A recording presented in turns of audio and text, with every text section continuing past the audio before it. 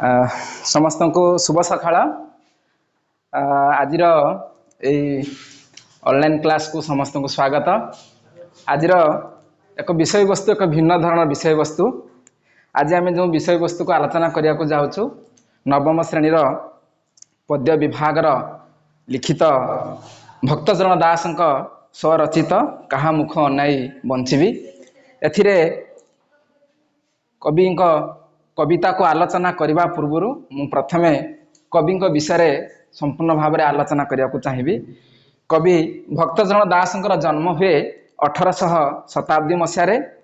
କେତେକ ସମାଲୋଚକ, କେତେକ ସାହିତ୍ୟ ବୁଦ୍ଧିଜୀବୀ ମାନଙ୍କୁ କହନ୍ତି ଏ ହେଉଛି ଭକ୍ତଚରଣ ଦାସଙ୍କ ଜନ୍ମ କ୍ଷେତ୍ରରେ ଏକ ଉଦ୍ଭ୍ରାନ୍ତ ବୋଲି, କିନ୍ତୁ କେତେକ କହନ୍ତି 1800 ଶତାବ୍ଦୀ ମସିହା ପାଖାପାଖି ଭକ୍ତଚରଣ ଦାସଙ୍କର ଜନ୍ମ।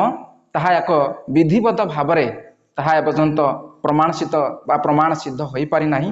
ଯାହା ହେଉ, କିନ୍ତୁ ଆମକୁ ଆଗକୁ ବଢ଼ିବା ପାଇଁ ଓଡ଼ିଆ ସାହିତ୍ୟର ବିଧିବଦ୍ଧ ଯେଉଁ ସାହିତ୍ୟକମାନେ, ଯେଉଁ ସମାଲୋଚକମାନେ ଯେଉଁ ଉପସ୍ଥାପନ କରିଛନ୍ତି ବା ଆମ ସମ୍ମୁଖରେ ଯେଉଁ ତଥ୍ୟ ଉପସ୍ଥାପନ କରିଛନ୍ତି, ଆମେ ତାକୁ ହିଁ ପାଥେୟ କରି ଆଜିର ବିଷୟବସ୍ତୁକୁ ଆମେ ଆଗକୁ ତ୍ୱରାନ୍ୱିତ କରିବୁ। ତେଣୁ ଆଜିର ଯେଉଁ ବିଷୟ କାହା ମୁଖ ଅନାଇ ବଞ୍ଚିବି, କବିତାର କବି ହେଉଛନ୍ତି ଓଡ଼ିଆ ସାହିତ୍ୟ ଜଗତରେ ଜଣେ ଧୁରୀଣ, ଜଣେ ପ୍ରଜା ଭକ୍ତ, ଜଣେ ବୈଷ୍ଣବ ଧର୍ମର ଆଗନ୍ତୁକ। ସେ ଜଣେ ମାନବବାଦୀ କବି ସହିତ ଈଶ୍ୱର ବିଶ୍ୱାସୀ। ତେଣୁ ତାଙ୍କର ଜନ୍ମ ହୁଏ 1800 ଶତାବ୍ଦୀ ମସିହାରେ ଏବଂ ଖୋର୍ଦ୍ଧା ଜିଲ୍ଲା ନିକଟବର୍ତ୍ତୀ ରାଜସୁନାଖଳା ନିକଟବର୍ତ୍ତୀ ସାନପଦା ଗ୍ରାମରେ ତାଙ୍କର ଜନ୍ମଗ୍ରହଣ। ତାଙ୍କର ନାମ ଥିଲା ପ୍ରଥମେ ବାଲ୍ୟକାଳରେ ବୈରାଗୀଚରଣ ପଟ୍ଟନାୟକ ମହୋଦୟ। ପରବର୍ତ୍ତୀ ମୁହୂର୍ତ୍ତରେ ସେ ବୈଷ୍ଣବ ଧର୍ମ ଦୀକ୍ଷା କଲା ପରେ, ସେ ବୈଷ୍ଣବ ଧର୍ମର ଦୀକ୍ଷିତ ହେଲା ପରେ ତାଙ୍କ ନାମକୁ ଦାସ ସମ୍ପ୍ରଦାୟକୁ ପରିବର୍ତ୍ତନ ହୋଇଛି। ଏହି ସମ୍ପ୍ରଦାୟ ଦାସ ସମ୍ପ୍ରଦାୟର ପରମ୍ପରା ଆଜକୁ ପଞ୍ଚସଖା ଶତାବ୍ଦୀ ବା ପଞ୍ଚଦଶ ଶତାବ୍ଦୀରେ ଯେଉଁ ପଞ୍ଚସଖାଙ୍କ ପାଖରୁ ଯେଉଁ ପରମ୍ପରା ଚାଲି ଆସିଥିଲା, ସେହି ପରମ୍ପରାର ସେ ଅଭିଭୂତ ହୋଇ ତାଙ୍କ ନାଁକୁ ମଧ୍ୟ ପରିବର୍ତ୍ତନ କରିଛନ୍ତି।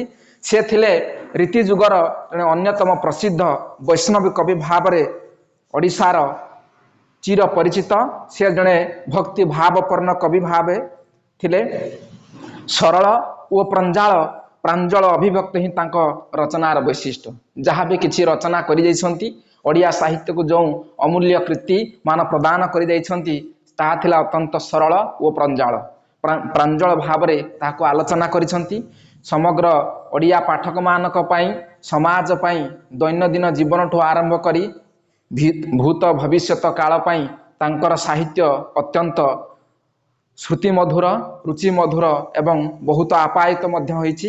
ତେଣୁ ତାଙ୍କର ସେହି ସାହିତ୍ୟ କୃତିମାନଙ୍କ ମଧ୍ୟରୁ ମନବଦ ଚଉତିଶା, ମନଶିକ୍ଷା, ମଥୁରା ମଙ୍ଗଳ, କଳାକଳେବର ଚଉତିଶା, ଏଇଭଳି ବିଭିନ୍ନ ଏକ ଉଦ୍ବୋଧନ ମୂଳିକ ଏବଂ ସାହିତ୍ୟ ଭିତ୍ତିକ ଏବଂ ମଣିଷ ଜୀବନର ଚାରିତ୍ରିକ ଗଠନ କରିବା ଭିତ୍ତିକ ସାହିତ୍ୟ ସେ ରଚନା କରିଛନ୍ତି।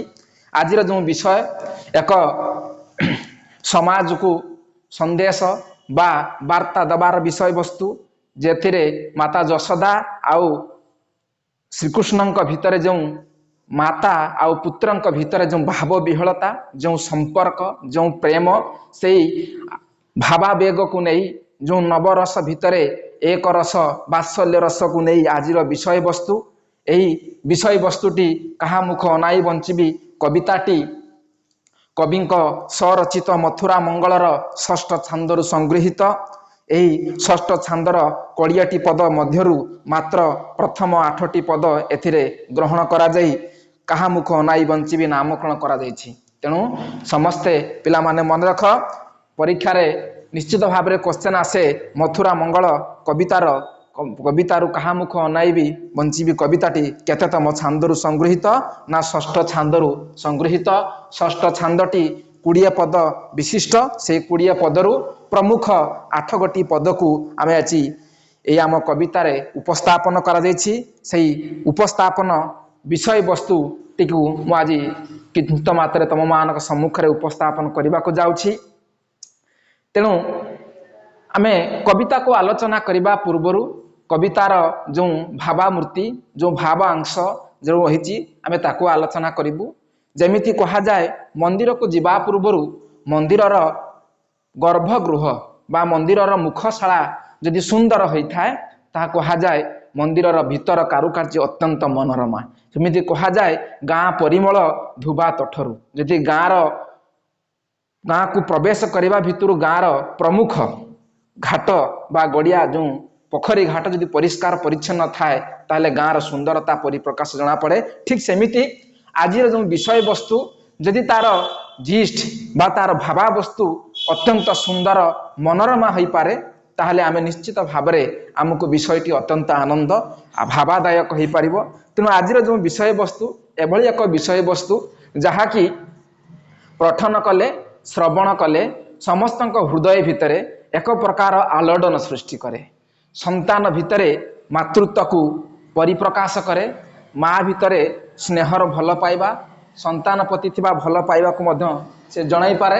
ଠିକ୍ ସେମିତି ଆଜି ଆସନ୍ତୁ ସେହି ବିଷୟଟି ଆଜି ପଢ଼ିବା, ଦେଖିବା ମାତା ଆଉ ସନ୍ତାନ ଭିତରେ ଯେଉଁ ସମ୍ପର୍କ, ଯେଉଁ ଆବିଳତା, ଯେଉଁ ସ୍ନେହ ତାହାକୁ କବି ଭକ୍ତଚରଣ ଦାସ କିଭଳି ଭାବରେ ଏହି କାହା ମୁଖ ଅନେଇ ବଞ୍ଚିବା କବିତା ମାଧ୍ୟମରେ କିଭଳି ଆଲୋଚନା କରିଛନ୍ତି। ଯେତେବେଳେ ଶ୍ରୀକୃଷ୍ଣ ମାଙ୍କ ପାଖରୁ ବିଦାୟ ନେଉଛନ୍ତି, ଗୋପପୁରରୁ ମଥୁରାରୁ ଖବର ଆସିଛି ଗୋପପୁରକୁ କୃଷ୍ଣଙ୍କୁ ଯିବା ପାଇଁ ହେବ। କେଉଁଠିକୁ ନା ମାମୁଁ କଂସ ଡାକିଛନ୍ତି ମଥୁରାରେ କ'ଣ କରିବା ପାଇଁ ନା ଧନୁଯାତ୍ରା ଦେଖିବା ପାଇଁ।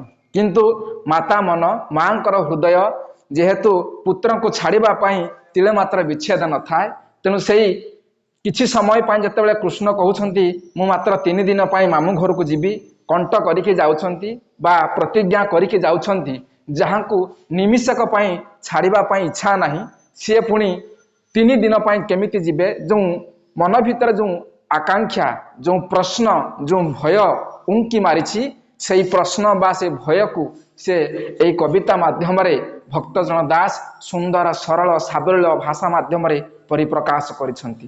ତେଣୁ ଆସ ଆଜି ସେ ବିଷୟବସ୍ତୁଟିକୁ ଆଲୋଚନା କରିବା ପୂର୍ବରୁ ଆଜିର କ୍ଲାସରେ ଆଜି ଆମେ କେବଳ ସେଇ ବିଷୟବସ୍ତୁର କିଛିଟା ଅଂଶ ଜାଣିବା। ତେଣୁ କିଭଳି ଭାବରେ କୃଷ୍ଣଙ୍କୁ ସେ ଅତ୍ୟନ୍ତ ଭଲ ପାଉଛନ୍ତି, ସ୍ନେହ କରୁଛନ୍ତି, ତାଙ୍କର କେଉଁ କେଉଁ ଘଟଣା ଗୁଡ଼ିକୁ ମାତା ଯଶୋଦା ଅନୁଭବ କରିଛନ୍ତି ଏବଂ ତାହାକୁ କିଭଳି ଭାବରେ ସେ ମନେ ପକାଉଛନ୍ତି। ତାଙ୍କର ଜୀବନର ଆରମ୍ଭରୁ ଶେଷ ଭିତରେ ଯେତେବେଳେ ସେ କୃଷ୍ଣକୁ ପାଖରୁ ଦୂରେଇ ନଥିଲେ ହଠାତ୍ ତାଙ୍କ ପାଖରୁ ବିଚ୍ଛେଦ ହେବାର ଯେଉଁ ଅନୁଭବ ସେ କବିତାର ଅନୁଭବ କରୁଛନ୍ତି। ତେଣୁ ପିଲାମାନେ ଆଜିର କ୍ଲାସରେ ଆମେ କେବଳ ଏତିକି ଜାଣିଲୁ। ଆସନ୍ତାକାଲି କ୍ଲାସରୁ ତମର ପ୍ରଥମ ବିଷୟରୁ ଆମେ ବିସ୍ତୃତ ଭାବରେ ଆଲୋଚନା କରିବୁ ଏବଂ ତାହା ପ୍ରଥମରୁ ପୁଣି ଥରେ ପଦ୍ୟ ବିଭାଗରୁ ଆରମ୍ଭ କରିବୁ। ତେଣୁ ଆଜି ପାଇଁ ଏତିକି।